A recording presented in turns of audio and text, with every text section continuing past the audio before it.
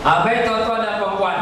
Jadi di sini kita telah mengatakan panjangnya masa wukuf di Arafah. Boleh kita datang siang pukul 10, kita tunggu sampai masa zuhur. Boleh datang lepas zuhur, boleh datang lepas asar. Boleh juga kita datang lepas maghrib. Tetapi macam mana kalau sekiranya kita berwukuf hingga terbenam matahari? Maknanya kalau boleh kita daripada siang sampai ke malam. Janganlah siang saja kita pun cabut, jangan. Tunggulah sampai tenggelam matahari. Itulah disebutkan oleh ulama Syafi'i yang berselisih pendapat yang mereka, tetapi yang muktamad di sisi mereka ialah sunat.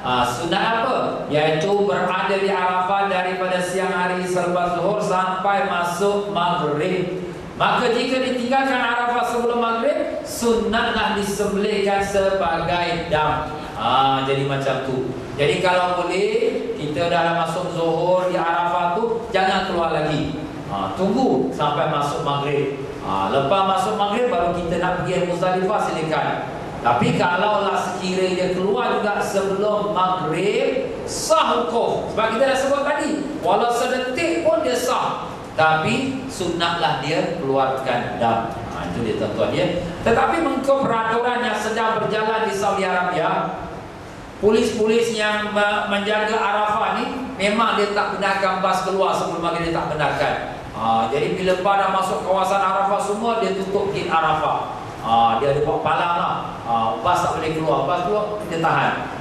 Kalau sekiranya lepas maghrib, barulah dia buka pagar, barulah bas-bas semua kenderaan semua keluar daripada Arafah setelah maghrib. Jadi mereka pun menjaga juga ibadat para jemaah haji, jangan sampai menyalahi sunnahnya Nabi kita sallallahu alaihi wasallam.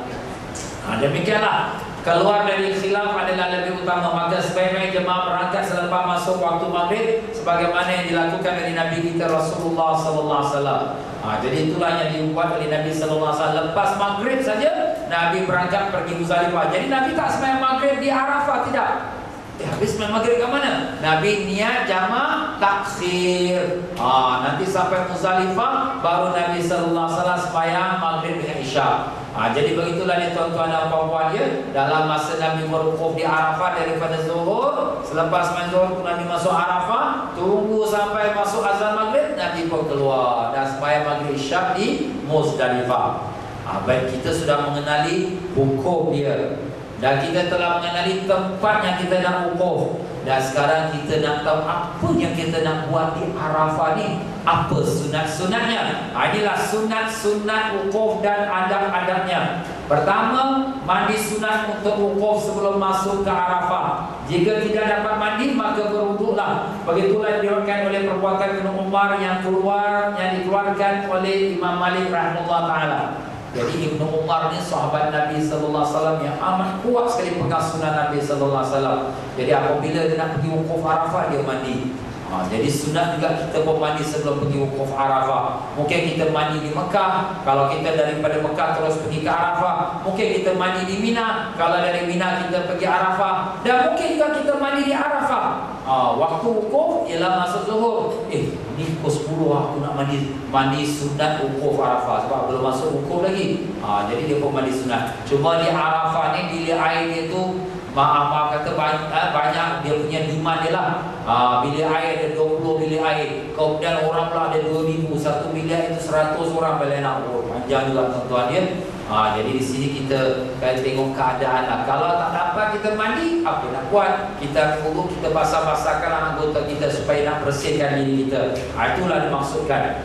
Dan yang keduanya, jangan seseorang memasuki tanah Arafah melainkan selepas salat zuhur dan asar yang dijamak bersama-sama imam di Masjid Namirah. Tetapi jika ini tidak mampu dilaksanakan, maka dilakukan kedua solat itu di padang Arafah di dalam kemah. Ini yang sunat. Ikut sunnah Nabi sallallahu alaihi wasallam. Macam mana saya dah sebutkan dia tadi bahawa Nabi sallallahu alaihi wasallam sembahyang di kawasan yang dinamakan tempat perbatasan Arafah. Ini Nabi sembahyang di sini. Belum masuk lagi Arafah. Tempat Nabi sembahyang tu sekarang ni sudah dibangunkan masjid. Ini Masjid Namirah. Jadi ini batasan Arafah. Jadi sebahagian besar ni belakang masjid baru Arafah. Bahagian depan ni bukan Arafah tuan-tuan. Tempat Nabi sembahyang bukan tempat Arafah. Jadi sunatnya kita sembahyang berjemaah dengan ikut imam. Selalu mufti negara Saudi Arabia akan jadi imam. Tetapi tuan-tuan, apabila kita nak sembahyang tempat yang penuh sesak ni, sudah tentulah agak susah. Kenapa? Sebab kawasan dia tu tidak sama tempatnya kita berwukuf. Kemah-kemah jemaah haji Malaysia, Singapura, Indonesia ni, dia sebelah belakang sini tuan-tuan. Belakang Arafah, tempat kita bertendang ni. Kalau sekiranya kita punya tempat masjid ni di depan pula, kira-kira lebih kurang dalam 2 km ni nak berjalan, 2 km atau 2 km setengah. Dan kemudian tuan-tuan, hari amat panas, orang penuh sesak, semua kemah sama, mata pun dah blur, tak nampak mana satu kemah saya ni. Ini problem tuan-tuan. Kalau kita pergi seorang-seorang, saya pernah pergilah sendiri. Masa tu saya baru tahun kedua datang Mekah. Tahun pertama saya pergi Jen, tahun kedua saya dah duduk Mekah. Saya pergilah dengan kawan-kawan jalan kaki jalan kaki. Alhamdulillah, kita sembahyang kat masjid. Tapi panas lah, tak ada tempat, orang penuh, masjid penuh. Nak kenapa apa susah, penuh orang, sesak. Tapi kalau sekiranya jemaah yang dalam package, dia dah sama-sama dalam package, dia nak pergi sembahyang kat Masjid Namira, kemudian nak balik, kalau tak jumpa macam mana? Ada jemaah saya juga, adalah yang alhamdulillah bawa semangat dia, Ustaz saya nak sembahyang kat Masjid Namira juga. Okeylah, kalau awak nak juga, saya tak boleh larang lah. Tapi saya tak boleh jamin awak punya keselamatan. Awak balik saya tak, tak apa. Lepas tu dia lepas sembahyang, dia tak jumpa, dia telefon, tak jumpa juga. Akhirnya dia jalan sendirilah. Itu masalah tuan-tuan. Jadi kami minta maaf lah ya kalau ada yang semangat-semangat memang ikut sunnah Nabi, tapi keadaan zaman Nabi orang yang buat haji 100,000. Zaman sekarang yang buat haji 2 juta, 3 juta, 4 juta, bukan 100,000 lagi tuan-tuan. Jadi kita kena melihat keadaan. Jadi begitulah dia tuan-tuan ya. Kalau yang sunnah, kalau dia pergi bujang-bujang dia, dia nak sekarang masjid, lepas tu dia jalan kaki terus Muzdalifah, tak apa. Tapi kalau dia ikut package, dia kena sembahyang dalam kemah sajalah. Dalam kemah pun kita sembahyang berjemaah juga, kita ada doa bersama-sama ya. Itu pun cukup dah tu ya. Dan yang ketiga sunatnya berwukuf berdekatan batu-batu besar di pinggir Jabal Rahmah, sebagaimana dilakukan oleh Nabi sallallahu alaihi wasallam. Ini Jabal Rahmah tuan-tuan dan puan-puannya penuh orang. Nabi sallallahu alaihi wasallam masa wukuf Arafah, Nabi tak naik Jabal Rahmah. Nabi tak pun. Nabi kat mana? Nabi kat pinggir, dekat tepi sini saja. Ada satu batu besar tu, Nabi berada di sampingnya, Nabi berada di atas kita menghadap kiblat dan berdoa. Tapi orang-orang ramai banyak naik. Kita jangan ikut-ikut. Pertama, kita akan hilang daripada kawan-kawan kita. Keduanya, ini bukan sunnah. Naik atau mungkin Jabal Rahmah ini tidak sunnah. Ya. Dan begitulah dia tuan-tuan dan puan-puan. Ada saya sebutkan tadi ini.